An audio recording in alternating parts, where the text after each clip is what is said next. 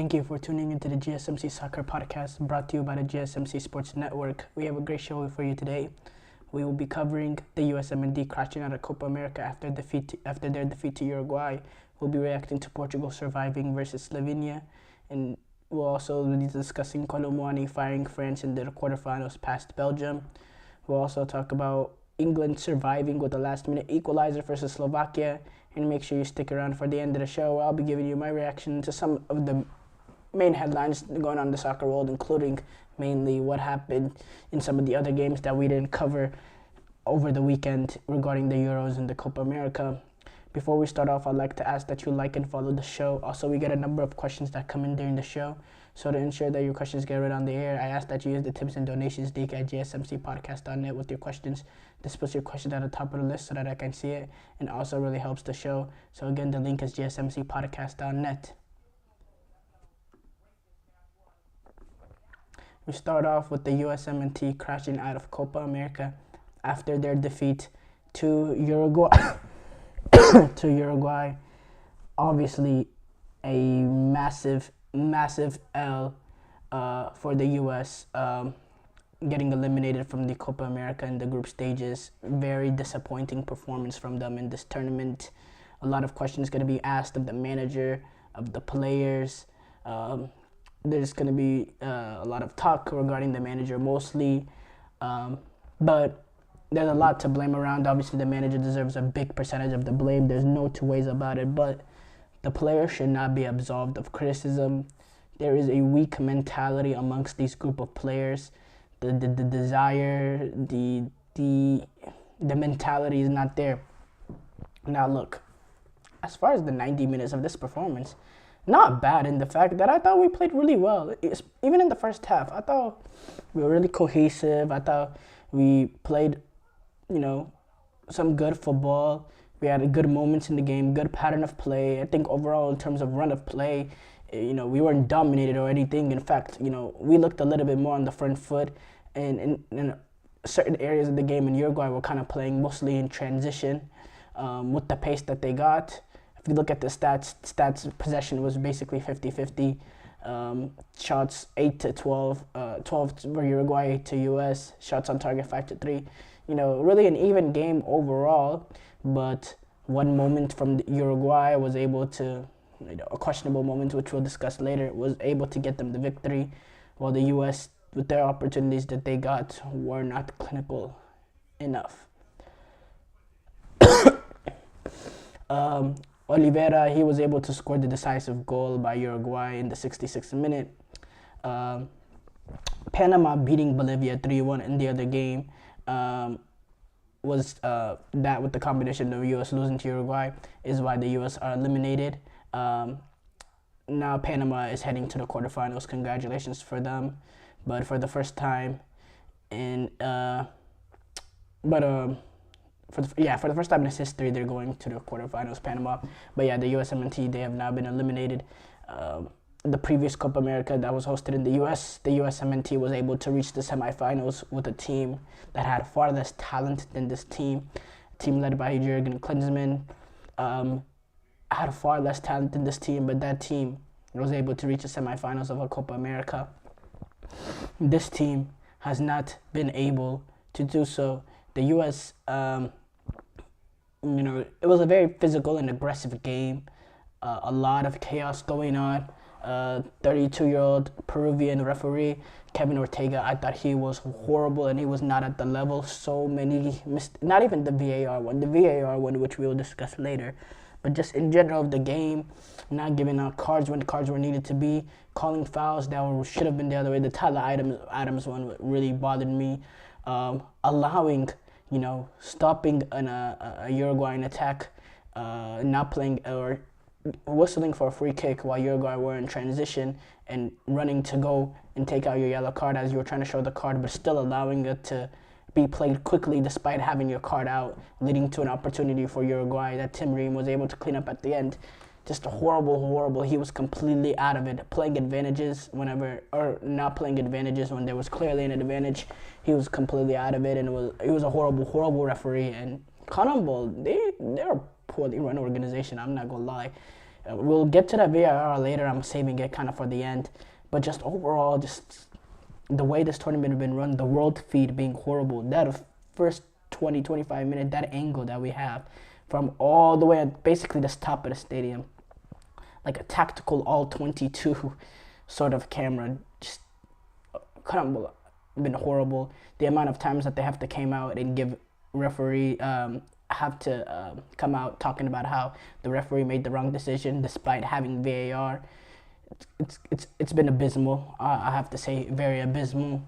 The way they handle tickets, and now with a lot of stadiums being empty. Even this game is a game that the USMNT needed to reach the reach the quarterfinals of a Copa America. They needed to win this, or they needed to at least get a result, depending on what happened with Panama, Bolivia.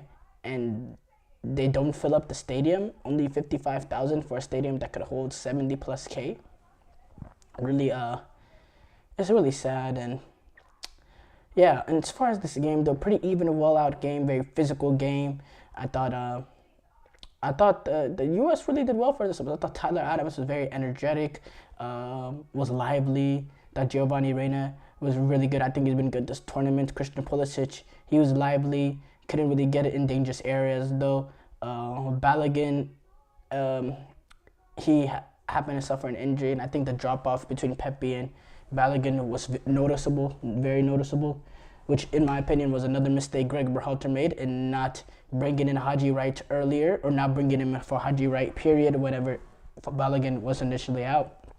We saw what Haji Wright has been able to do in the championship for Coventry. He's had a very, very good season. He's a very talented player, and he's a guy in this sort of game that you're a guy play a really, really high line. He gives you pace and transition, and a guy that's an outlet in behind. How does he not get in earlier than the 78th minute, I believe, that he came in for his first minutes of the tournament? This is the guy that was very crucial in the U.S. just a few months ago in the Nations League to get the Nations League win when he scored 2 goals in extra time against Jamaica. Yeah, I don't get it. I don't get that decision from Gregg Berhalter. Really frustrating overall. Now, as far as the refereeing goes, that offsides, look, the angle we got shown was not a straight line angle, and it's really bad from Colombo that, you see European championships, and by the way, if Colombo wants to get the respect that UEFA gets in terms of, just in terms of the natural public, because, there's a huge difference of level of respect for the European Championship and Copa America, and from what I've seen so far, it's justifiably so. When you look at the technology, when you just look at everything in general, honestly, the UEFA in the European Championship, they have this, system, semi-auto automated review. They have many cameras at every angle all around the stadium to give yourself the perfect possible sort of position to make any sort of call with VAR. It's just the technology is perfect, and it's almost impossible to miss any sort of call with VAR. In Colombo, with this Copa America, you're like scrapping, you're like making your own lines. You're not even getting a straight line angle shot of the offsides, but you get one from an angle that doesn't really show it. And there's, they have chips in the ball in UEFA. There's none of that advanced level technology here. And, when you don't have that sort of, when you have pitches that are not even playable half the time with players slipping here and there, you're not going to get the respect. Like, people want to talk about the quality from the players, but the quality of the surrounding, even the aesthetic of this tournament. You see a European Championship, you see the players walking out. It's a very aesthetic feel to it. It's very nice. You see the colors on that. Copa America looks like, just another friendly, if that. But that's no rant here or there. I think the refereeing was a disgrace, but at the end of the day, that does not absolve Gregg Berhalter and these players. Now, Gregg Berhalter, I'm going to save him for last, but these players have a lot to blame with this too. Gregg Berhalter, he will get the biggest falling out. He will more likely than not lose his job, hopefully. But the players deserve a lot of the criticism too, because at the end of the day, the players are not good enough at this day and age. The players don't perform the way that they perform for their clubs. They're just not good enough. The level of performances over these past few years has been really crap after that World Cup. in that World Cup, they were very shaky as well. But post this World Cup, it's been really crap from the U.S. in terms of their performance levels. They've never really been a team that can dominate a game. Even against the bad teams, they've been a team that kind of wins on individual moments of quality because they happen to have more quality than the likes of Jamaica and Mexico. But they're not out here just outplaying them. They don't have the kind of ability, and it comes from the manager, but it also comes from the players because the players perform well for their clubs. This is a golden generation of USMNT players when it comes to talent. We have not had this kind of squad, but they just have not shown up. And to get grouped in a group with Panama and Bolivia, they don't have that mentality. They don't have that fighting edge. They don't have that desperation when other players have for playing for their badge of their country. And you see quotes from players like Matt Turner coming out saying, I trust the direction this team is in. You just got grouped in Copa America in a group with Bolivia and Panama, and you're coming out in the presser immediately after saying, I trust the direction of this team. Are you freaking kidding me? What? Who comes out and says such a thing? I mean, that bothered me to a whole different level. So the players deserve have a massive responsibility for this. Now the manager, on the other hand, Berhalter, 10 games we have played against top 15 opposition, not named Mexico, 5 draws, 5 losses, no wins. An absolute joke, absolute shambolic. The USMNT, with the players that we have a team that should go into games thinking we always have a puncher's chance no matter what team we're playing against, just because of the quality amongst the team. This is a team that should be dominating against lower-ended teams like Bolivia and Panama, should be completely dominating them, should not even give them a kick in the game with the talent that we have.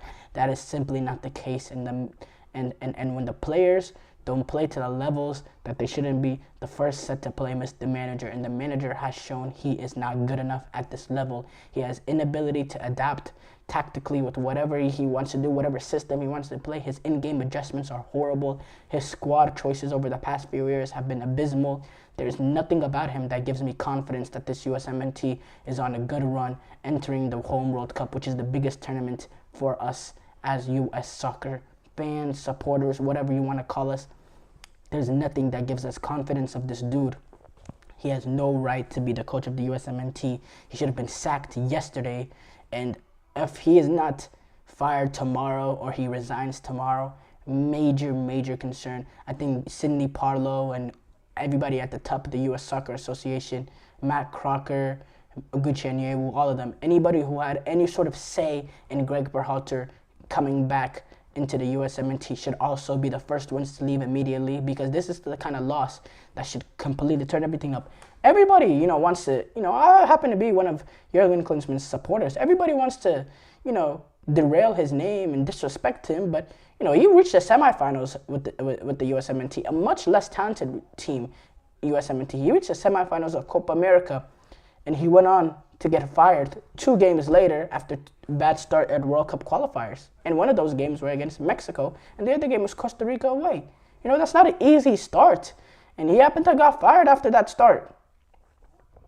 Where has the level of expectations changed? This team under the previous group with Sunil Gulati held this team under higher expectation. Just a complete abysmal from everybody. Yeah, it's really shocking what we just witnessed at the Copa America. Tim Weah having a red card. Okay, you still manage a way to get it done. The players are still good enough, despite being down at 10 men, to get at least a result against Panama that wouldn't put them in the position that they found themselves in today. This is absolutely shocking. And I'm really dumbfounded by this. And honestly, you're looking at this glass half full, glass half empty, because honestly, I think this could be huge. A huge blessing in disguise. Oh, by the way, another thing with Gregg Berhalter, he's signaling to his players 1-1. What in the hell? Why are you worried about the result in the other game? Go get the result in your game so you don't even have to worry about what's going on with Panama and Bolivia. Signaling them 1-1, telling them, what's the point in that? Is he trying to tell his team, okay, now maybe you can sit back because a draw is good enough? What does that even mean? You're signaling to them 1-1. Absolutely embarrassing when I saw that. That alone is a fireable offense. But yeah, no, he's not good enough. The players are not good enough. The group that runs U.S. soccer is not good enough. Massive changes need to come, and it starts off with this Olympic Games, because some of these players could be important for that team in the 2026 World Cup teams. Some of these players can show that they should be on that roster. They really put themselves on a European level, in the European eyes, so that'll be a good opportunity for them, and it really starts from there. But honestly, the biggest thing that can happen is, when I say we look at this as a glass half full, glass half empty, this could be a huge blessing in disguise. And that's if the U.S. Soccer Federation fires Gregg Berhalter. I don't know. We don't know for sure what'll happen. I think it will. I think the media is coming upon him now, which I think makes it a little bit more difficult for U.S. soccer. So I think it'll be over for him. And honestly, I think nepotism does have a lot to do with him being in the job, with the fact that, you know, he was a former U.S. soccer player. His brother was involved with the setup when he got hired.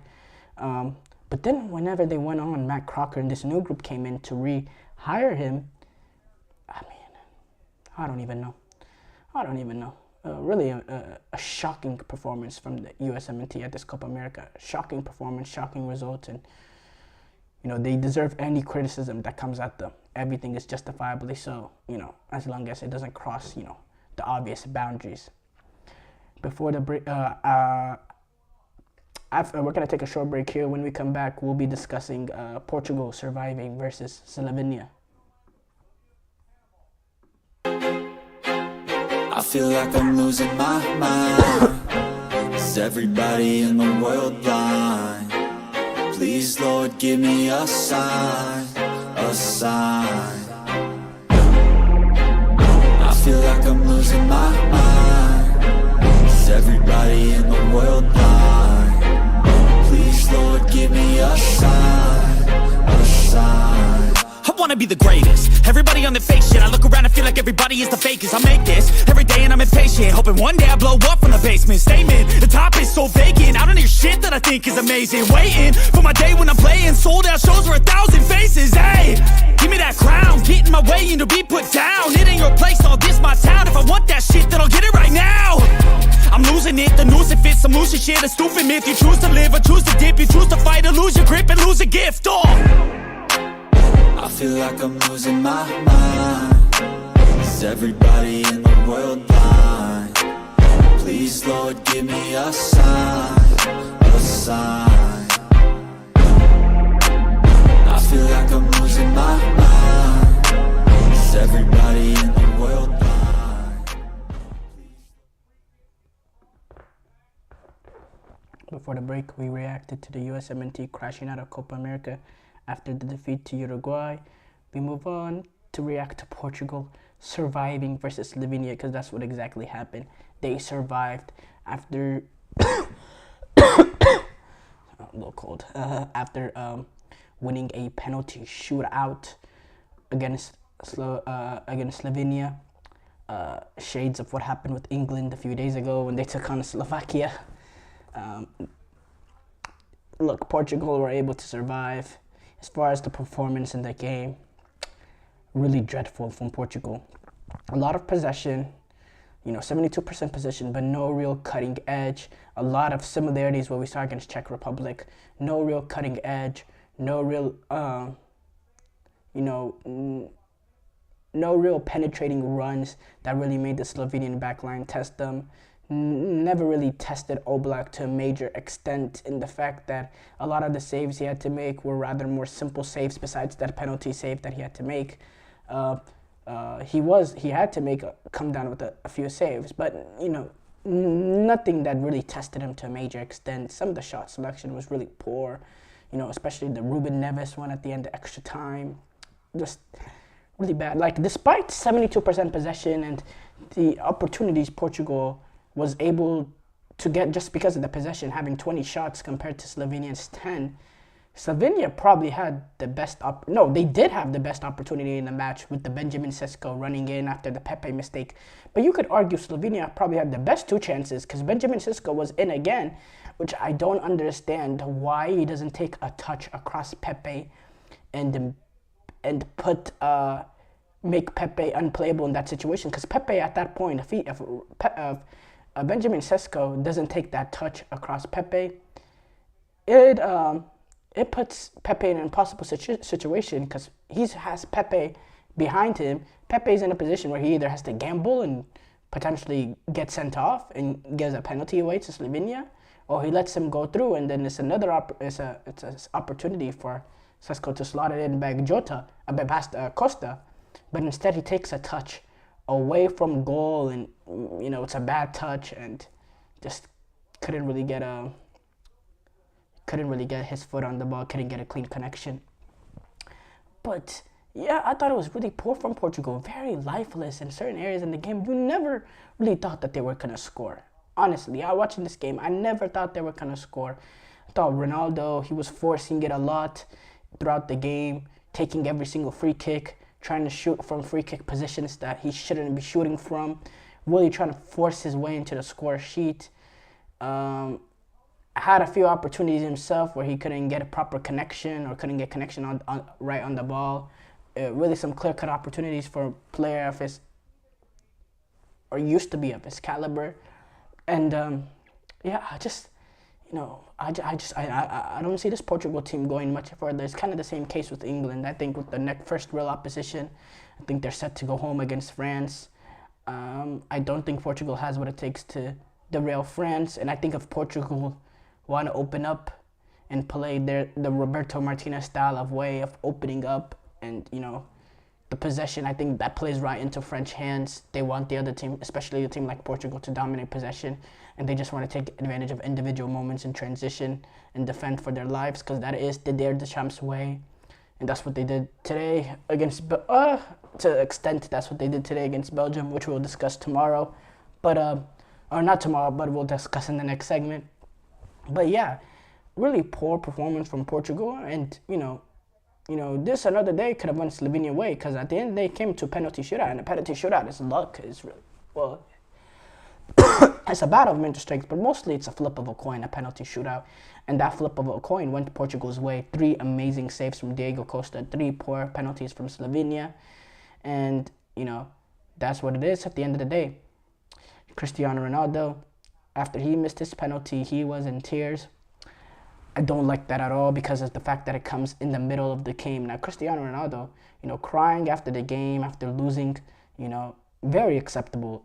This is an emotional game. You lose a European Championship. It's very, very acceptable, and, he has every right to do that. But in the middle of a game, in front of your teammates, during the halftime of extra time, you being the captain of the team, and you're the one that has to get consoled by your teammates, I think that's not just a bad look, which is not really that important, but also the fact that, okay, are you really that disappointed because, you couldn't get onto the score sheet, or the fact that, Portugal are on the verge of getting eliminated, potentially might get eliminated, because you still had another 15 minutes to go to make an impact, to change it, to right your wrong. So I don't understand the crying in that position. I think it just shows a little bit of a selfish nature from Ronaldo, and not just that alone, but also the free kick that he took from way out on a horrible angle that had no right to be. That's a cross every day of the week, should be a cross in, but instead he tries to find that top right corner, and it just, I asked this question: does Cristiano Ronaldo care about enhancing his own personal legacy, or does he care about bringing it home for Portugal? What does he care about more? Obviously, he cares about both. But what does he care about more? I asked that question for y'all. But as far as Portugal, I think the end of the road is coming for them when they take on France. This is a team with no real cohesion. They have no real lack of understanding of how they're trying to break down teams. You don't really understand the pattern of play, how they go about it. You would think this team is a more direct team when it would be a more direct team when you have a poacher like Ronaldo, who really thrives at this day and age of finding little pockets of space between the center backs, or the center back and fullbacks, and being able to get off some sort of glancing header. That's what he is at this point, a box striker. And you think he'd be a little bit more direct, but they're a Portugal team that wants to play, this roulette type of football of, possession-oriented football, trying to almost pass the ball into the back of the net. Really doesn't fit the way Ronaldo plays, and real lack of identity amongst this team. And in these games that they play, they never show a real... The concerning part is not being able to get in the back of the net, because France has not been able to get into the back of the net, and that can happen. Sometimes you just start off real slow in tournaments, but it's the fact that you're watching them play, and they never really show a real... They never really, you never think they're a real threat to score.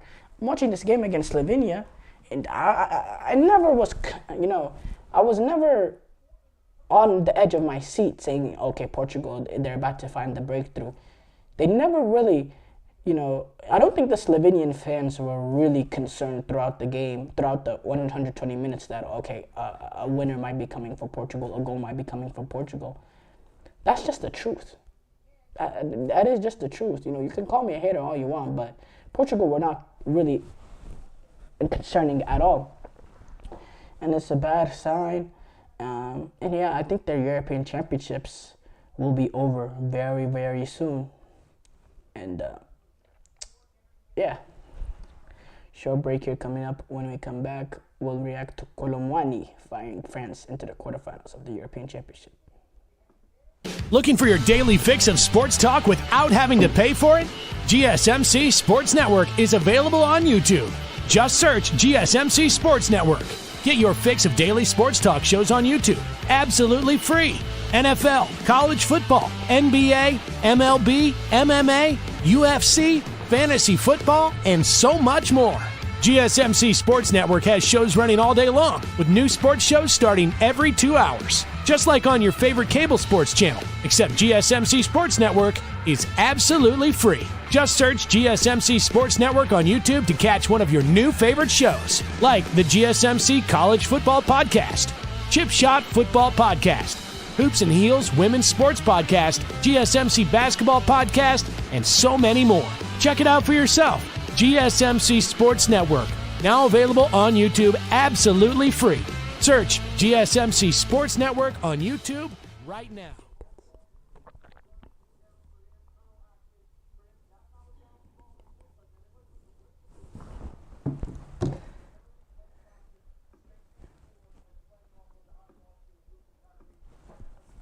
Before the break, we discussed Portugal surviving against Slovenia.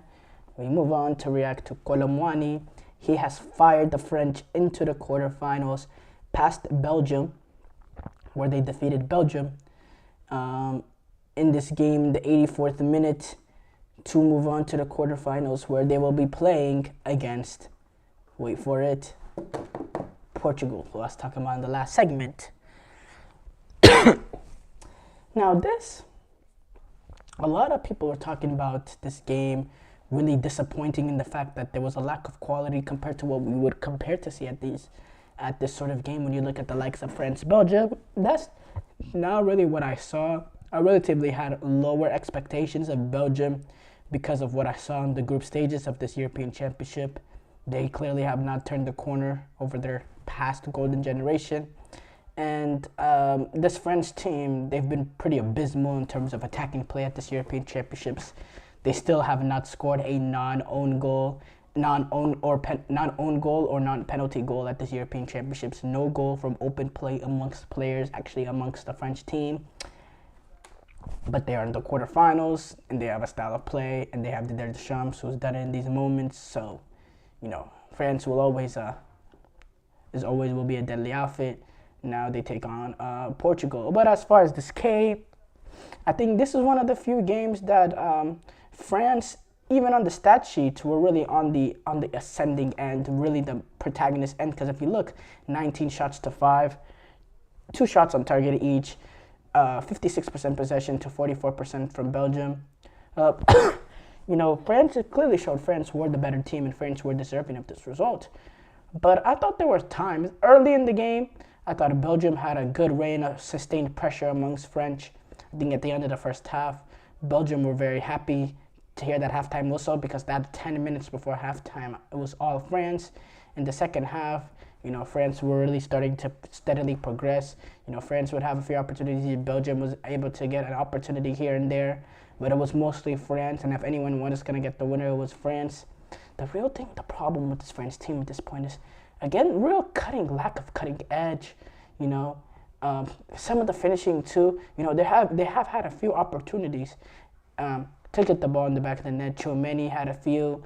Saliba had an opportunity, and it's just finding the wrong side of the post sometimes. And sometimes they're just taking really bad shots. But it's interesting, And he takes out Dembele, and he puts in another defensive midfielder. I don't necessarily understand that, I have to be honest, but that's what he wants to play. He's defensive manager. He's fine with the 1-0 result, and that will always be good enough for him, which I don't blame him for. He's won a World Cup doing it that way, so hats off to him. He's back in the quarterfinals of the European Championship. I think Marcus Thuram has been pretty poor in this tournament, and he's kind of the easy target for their lack of goal-scoring prowess at this European Championship because, it's been Olivier Giroud up top over the past few, and now that it's him, the success rate is going down. But also, I think Olivier Giroud needs to get a start for this French team because it's clear when you look at their performances, especially the performances of the attack in major international tournaments with Giroud on the pitch compared to him off the pitch, it's a crazy level of decrease. It's unbelievably bad. 2018 they reached a final of 2016 Euros they reached the final of the Euros with Giroud up top. 2018 World Cup they win the World Cup final with Giroud up top. 2021 they bring in Benzema. Benzema takes the starting spot. They get eliminated in the knockout stages they get eliminated in the round of 16. 2022 World Cup, Giroud back up top because of the issues with Benzema. They reached the World Cup final. These European Championship, Giroud has not started a single game, and they have looked woeful attacking. In transition, some of the final ball has been off. Real lack of cutting edge. The finishing has been bad as well. They've just been flat out abysmal. The movement have been bad. The pace, they have not really been able to expose other teams' high lines with their pace, which is really shocking. And overall, I think the setup might just be a little bit too pragmatic. Maybe that's the case. I don't know. I'd like to see, if you're going to play Conte, maybe take out Tchouameni and bring in another right winger. I don't think Dembele is the answer because I don't think the quality is there. But you can bring in, I don't know, maybe you can flip it around. I know you don't have that much right wingers in the squad besides Dembele, but you can flip it around, move Mbappe, Thuram, make it work, and bring in the likes of Coman or something, and bring Giroud behind them just to have 4 natural attackers on the pitch. Because with Griezmann, Thuram, Mbappe being the only 3 attackers, there's not much really, there's Mbappe, but Mbappe is really the main threat in behind, and Griezmann, he doesn't really provide that whatsoever. And Thuram, he has a little bit of a different game. I don't think he's the guy that can, carry a front 3. I think they definitely need a 4th attacker in there because they look like they were lacking a bit of ideas in terms of how to get a breakthrough. And even in this game, it took a lucky deflection to get them past Belgium, or, they could have faced a potential penalty shootout because I don't know. Would they have been able to find the breakthrough in extra time? Maybe so, but we don't know. We do not know. But look, France have earned the benefit of the doubt because of their past performances at a major international tournament. But if they continue to perform the way that they have, and the attack is going to be as bad as it is now, then I don't see this team getting past Spain. Because I think Spain is clearly the front runners at this European Championship, the best team left at this European Championship. When you look at the fact that every team has had his shaky moments, has had the bad result. Even Germany, in the fact that, a moment of 2-3 minutes completely flipped the game of 2 controversial refereeing decisions, or they could have been in trouble against Denmark. Spain have not really put themselves in a position where the games have really even been a contest. They really dominated games, game in, game out, and they've been the best team at this European Championship. And the way that they're performing, I don't think France, with the way their attack is, I don't think they'll be enough to get past Spain. I really don't. They really need to step it up. The attack needs to step it up defensively. These players are amazing defensively. The system was Deschamps. They're immaculate. There's a huge level of discipline in the way that they defend, a huge level of discipline that they needed. Because of the amount of time that they spent defending, it really could put you in a dangerous position, because it takes only one mistake, and these players, they just don't make mistake. They don't make, okay, Upamecano, he made one at the end of extra time, and he's really the shaky guy in that back line. But besides him, these players, they do not make mistakes. They don't fold under the pressure. They have the mental strength and the mental capacity to defend for 90 minutes and to not allow an inch of space, an opportunity for the opposing team. And if they do allow the opportunity, they'll put their life on the line to block it. Some of the blocks that they have made over these past European Championships have been simply brilliant. Saliba has had a phenomenal tournament, by the way. That move where he was able to get past the Belgian defender and hit a shot. I mean, is that a center back or what? What ability from a center back to be able to do that? But, yeah, concerning signs for France attack, Belgium, it is what it is. This golden generation is coming to an end. I think Kevin De Bruyne being deployed in a deeper position to start off the game, and it took Tedesco 85 minutes, or not 85, but very late into the game to push him up higher in the field was really a big mistake for me. I thought he got the setup in general wrong today. I thought Trossard should have came onto the pitch. I think what he's done at Arsenal, being a goal scorer off the bench, how does he not see the pitch in this sort of situation? He hasn't had the best of European Championship, but still, he's a goal scorer, and he's a guy that can take advantage of a tiring defense. He's done it all year for Arsenal. I don't know how he doesn't make that decision as well. But yeah, at the end of the day, this is what is expected from Belgium and this generation of players. And it is what it is. Short break here coming up. When we come back, we'll react to England surviving with the last-minute equalizer versus Slovakia.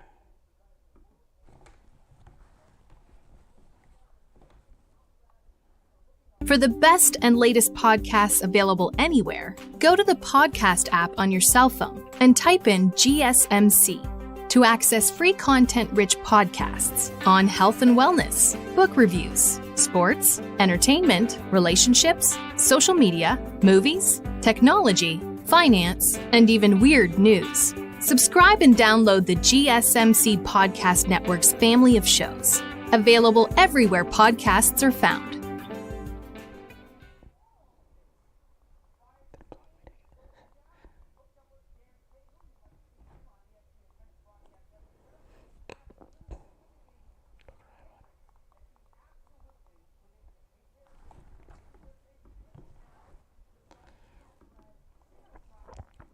Before the break, we discussed Colomani firing France in the quarterfinals past Belgium. We move on to react to England surviving with the last-minute equalizer versus Slovakia. Yeah.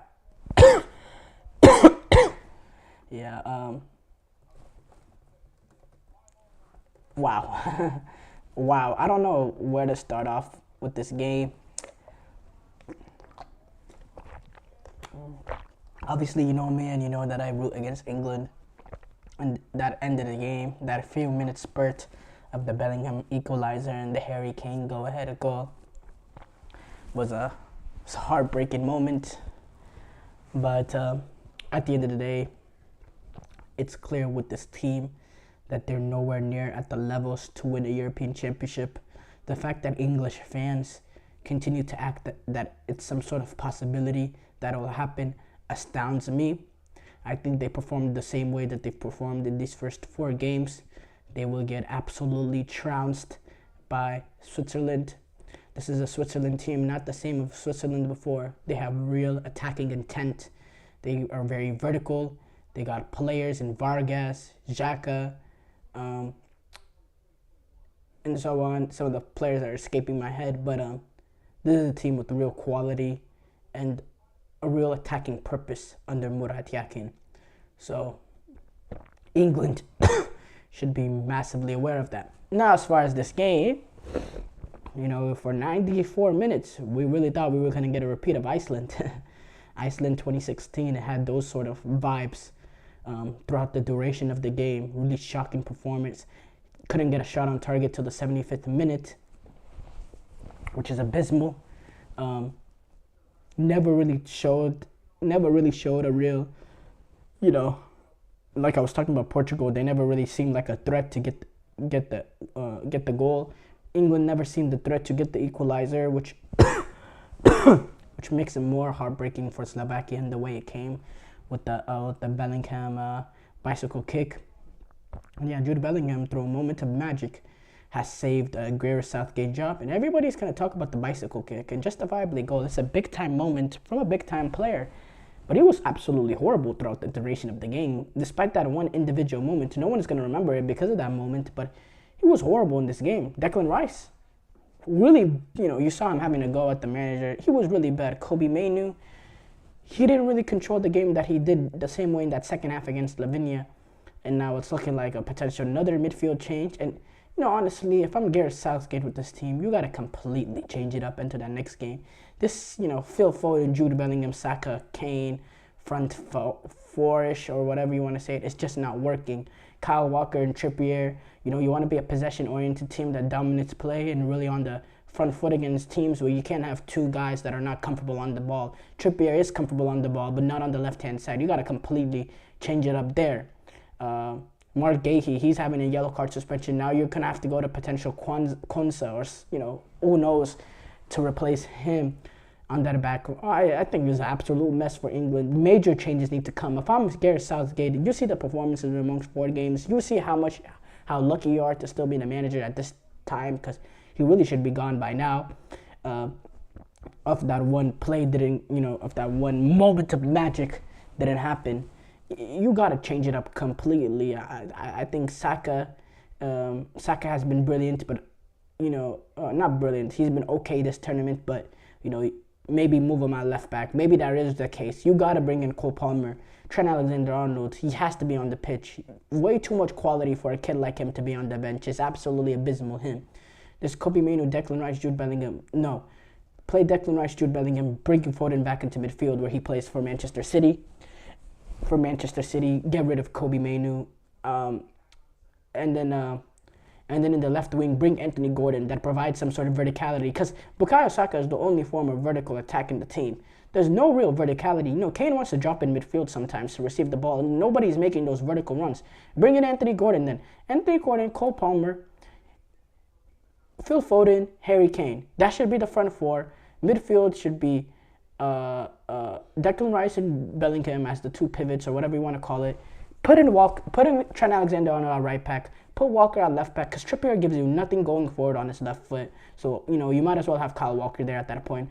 John Stones, and I don't know, replace that second center back with whatever he deems as the 3rd best center back on the roster, with Mark Gahey being suspended for this game. And, because there needs to be open heart surgery amongst the team. The level of performances has not been good enough, and you can't continue to survive in games, because eventually you will get got out. So just completely change the structure of the team, completely change the lineup, because you have to do something massive to really change this, to really change the rhythm of this team. You have to make a massive change. It needs to come. So for me, if Gareth Southgate, if I'm him, I'm making 4 or 5 changes. I'm completely changing the rhythm of the team. The pattern of play has not been good enough. It has not been good enough at this European Championship. You're lucky you survived, and at the end of the day, you have 3 games to win a European Championship now, because somehow you find your way in the quarterfinals. You won a group that you had no business winning with the level of performances you put up, and then you win a game against Slovakia, in a game that you got outplayed and the better team lost, honestly. Because yes, England had more possession, but Slovakia looked more threatening with the opportunities that they had compared to England, despite England having more of the possession of the ball. You're lucky to be here now. Take advantage of this opportunity and completely change it up, because it's not been good enough for England. It has not been good enough. The level of these players, the way they perform for the clubs, compared to what we're seeing from them. You're seeing Bellingham, Foden, Declan Rice, Mainoo, not Saka, honestly, but Kane. You're seeing these sort of level of players drop stinkers. You don't see this performance for their club for their club team. You really don't.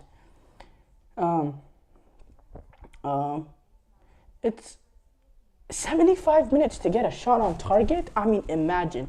It would have been, I think the criticism that would have came if they were, if 1 minute, if 1 minute went by and they didn't get that final last minute equalizer, I think the criticism that got would have been an unbearable amount of criticism for these English players, an unimaginable type of criticism, the likes of criticism that no national team, faces, besides like Brazil. I think it would have been that crazily bad, because the difference between this team and the Iceland team is that there's real expectation amongst this team.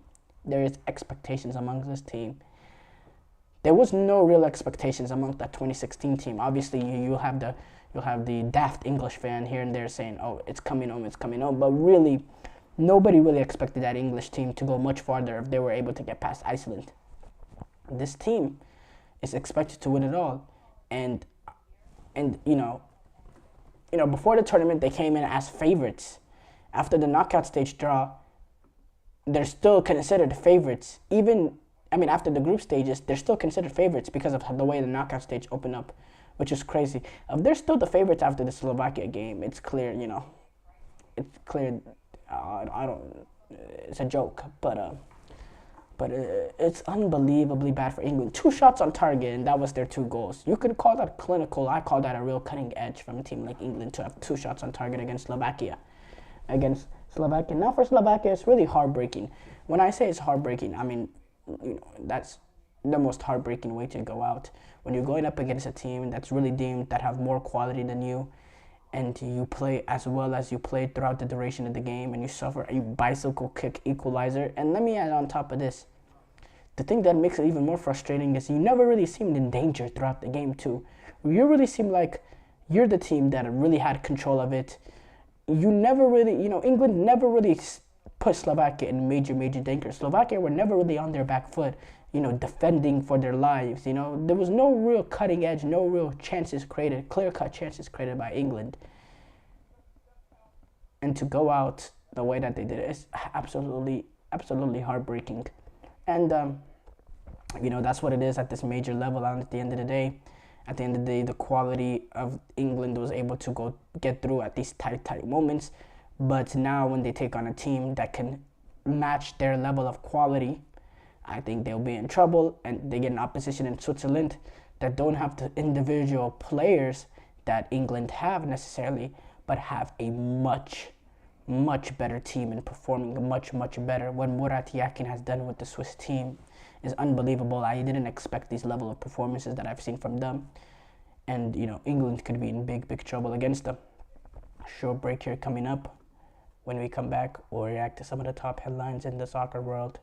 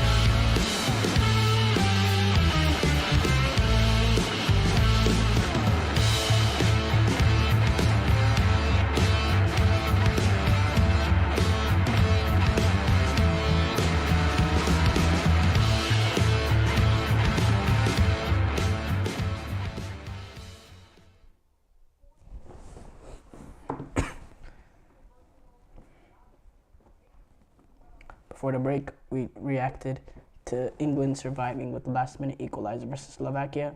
We move on to react to some of the top headlines going on in the soccer world. We have to start off with some of the games that we missed talking about today over this weekend, because there were so many games that happened with the Copa America and the with the European Championship. Switzerland were able to guide their way past Italy after, in my opinion, the most impressive performance a team has had at these European Championship knockout stages so far, with the way that they just completely dominated Italy, in my opinion, especially in that first half. It was really one team. Italy never really even got a foot in the game. The stats make it seem a little bit more even when you look at 16 shots to 11, 4 shots on target for 1. Switzerland being the 16 and 4 shots on target, 60 shots and 4 shots on target. 49% possession for Swiss, 51% free.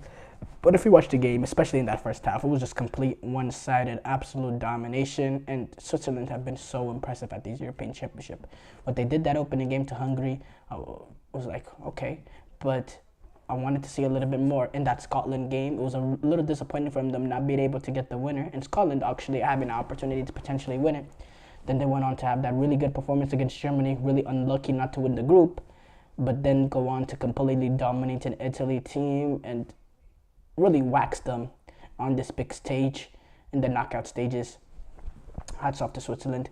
They've actually, I think they have an opportunity now to make history for this team. By the way, this is the best Switzerland national team I've ever seen in my lifetime. And they always make appearances at World Cups, at European Championships. They qualify for every single one. They're very consistent in the fact that they qualify, but they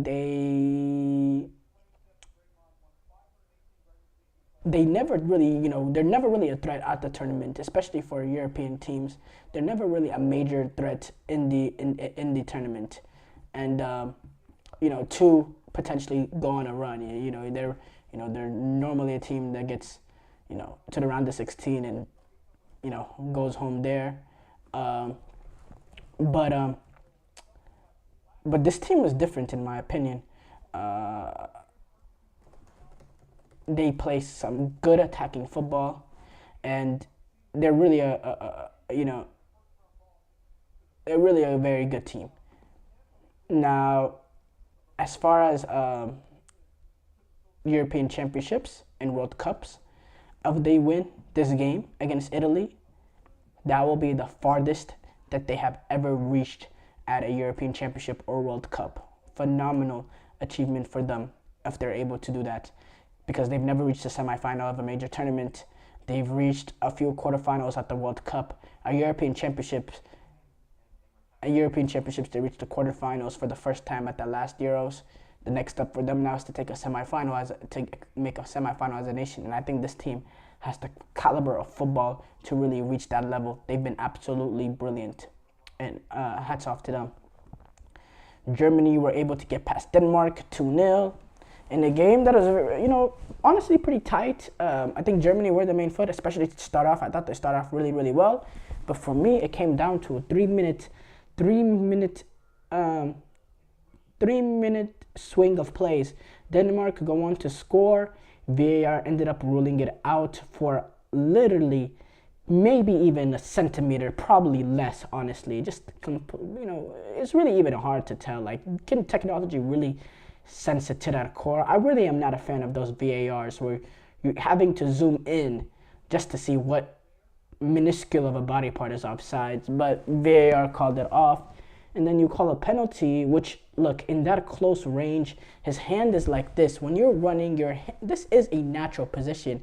It's not extended. I think if you see the elbow away from the body, okay, but his elbow is close to his body, and it's the fact that it's point blank. I think there has to be a level of sympathy for that. It's also the same player that got called off for the goal at the same time. He gets called for, VAR ends up interfering and calls that a penalty, and then it just completely changes the game there. It relieves all the player for Germany, because look, if that goal stands, by the way, for Denmark, I think Germany is going home. The pressure climbs on them, and I don't see them being able to find the breakthrough to get that equalizer, and then I think Denmark will sit in and make it really tough for them. But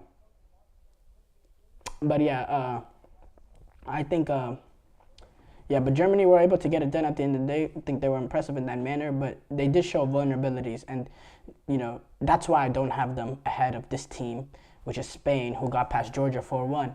Absolutely brilliant from Spain. 35 shots compared to 4 for Georgia. 13 shots on target, 0 for Georgia. Spain conceded a goal early to Georgia to make it 1-0, and a lot of the Spain teams from the past, they will fold under that. They will not be able to find the breakthrough. Well, they were able to find a breakthrough and get 3 more. This Spain team is different. The Spain team has real intent. 76% possession, 24%. They're able to dominate with possession, dominate without it. They have vertical players. There's no real holes in this team. This is the closest Spain's national team we have seen to their golden generation of the team that won the Euros in 2008, 2012, won the World Cup in 2010. This is the best Spanish national team since they had a golden generation then. And look out for them, because this is a major team. In my opinion, they've been the most impressive team at this European Championship, just based on their level of performances, and they are my clear favorites right now to win the European Championship, because teams ride their momentum, and they have had crazy momentum. Even when you ask, because I wanted to ask the question, what happened if they slip up and they go down? What's their response? Do they put their head down? Well, look, it's not against the best of opposition in Georgia, but they did not put their head down. They continued. They were able to find the breakthrough shortly after, and they were able to soothe the rest of the game. Absolutely brilliant from Spain, and they're a real major contender at this European Championship. They are the main favorites at this European Championship, and they'll take on Germany, which will be an absolutely sensational game. By the way, the other confirmed quarterfinals is Portugal taking on France, England taking on Switzerland, and then obviously, as I just said, Spain taking on Germany. 3 absolutely brilliant ties. And the next one will be decided tomorrow, as Romania take on Netherlands and Austria take on Turkey. Really excited to watch those 2 games. Really excited to see the Netherlands play. They really cannot fold against Romania. It'll be a big letdown for them. Obviously, we talked about USA losing to Uruguay. Panama was able to get the win 3-1 over Bolivia. Knocks USA out of the Copa America, moves Panama up there. Mexico draw 0-0 to Ecuador, which ended up not being good enough for them to get out of the Copa America, despite really being the main protagonist in this game, because they were chasing a result 20 shots to 9 for Ecuador, but just didn't have the quality, didn't have the cutting edge, didn't have the final touch to get the ball in the back of the net. And kind of the question for Mexico, we saw that similar to the World Cup, not being able to get the next goal against Saudi Arabia, despite all the chances that they were able to create. Really lacking that finishing touch. Santiago Jimenez, I don't care what he does at PSV, he's not good enough at this sort of level. Really, he's not a world-class striker. They're talking about $50 million valuation. Absolutely not. Hell no. Venezuela, they win the group when they defeated Jamaica, finishing 3-for-3 perfectly. Now they take on Canada, which will be an interesting game. Speaking of Canada, they moved on to the knockout stage after drawing Chile 0-0 and scoring 1 goal the entire campaign, but that being enough for them after finishing with 4 points, with getting that 1-0 win over Peru in that second game with the red card, and then now having a red card in this game in the 27th minute, playing a lot of this tournament extra man. And that really is the main decider now. With Jesse Marsh, with the way that he came in so late, and will have to put his system into these players within a short amount of time to be able to get out of the group stages of the Copa America. Really hats off to him. And now, honestly, they get an easier game, rather, because Venezuela, they won the group, but they're not the most difficult of teams. There's much better opposition you could have played as a group, as a runner-up. Take on Venezuela. I think Canada will fancy their chances, and Canada is a better team than Venezuela. They really are. So they'll probably reach the semifinals at this Copa America, potentially get that rematch from the opening day against Argentina. In Argentina, they will beat Peru to finish on top with a perfect 3 of 3. 9 points at Copa America. By the way, tomorrow Brazil take on Colombia, and probably the game of the group stages has the most quality amongst one game at this Copa America, in my opinion. And then Costa Rica take on Paraguay. Any game that really does not matter. Both teams eliminated. Brazil, Colombia to win the group. Brazil needs a win. Colombia only needs a point. It'll be a fascinating game. And it's a big game, honestly, because it's the difference between facing Panama and Uruguay in the quarterfinal, which we all know is a big difference. Huge difference. So big game coming up for Brazil and Colombia. Yeah, wow. Does any game shape the group stages more than that? The difference between playing against Colombia, playing against Panama and Uruguay. Wow, that's just makes the game even bigger. Man United, they're going to step up their pursuit of Matthijs de Ligt. United, they're going to contact de Ligt's representative and they're going to make an official approach to Bayern real soon. They've had a bid rejected for 43 million, including add-ons for Branthwaite. So it's clear they want to move on for de Ligt, who's a cheaper option. And they need to make sure they don't get fleeced in this because this is a de Ligt that wants his way out of Bayern, and they need to use that as leverage when negotiating a transfer value for him. But yeah, it's interesting to see if United get it done. This is another one of Ten Hag's former players, and so yeah, interesting to see if they can get it done. I think he can come in and be very useful for Manchester United. Thank you for tuning into the GSMC Soccer Podcast presented by the GSMC Sports Network. Your support means a lot to us, so please remember to subscribe to the show and leave a positive review. It really does make a difference. We also invite you to follow us on Facebook, Twitter, TikTok, and Instagram for more content and updates. Thank you once again and have a wonderful, wonderful day.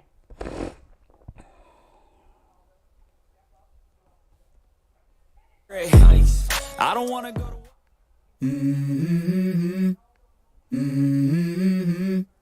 to...